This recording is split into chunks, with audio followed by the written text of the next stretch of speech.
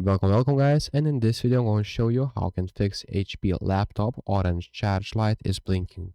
So basically what you'll need to do is take out your charger and unplug all your devices, and basically now what you'll need to do is hold on the power button for like 4 seconds until your computer hard resets.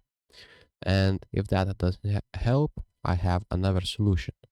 So basically what you'll need to do is click and hold on Windows key, and at the same time click on B and on the turn off button right here, and hold it like for the 4 seconds.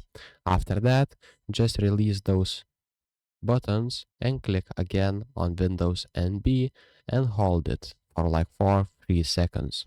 And after that, your computer should do a recovery and it will stop blinking. If it is blinking again, it means that your battery is dead or the charger is faulty. So make sure to check those. If this video was helpful, please make sure to subscribe to Guide to Everything, comment down below for the algorithm, and see you in the next one.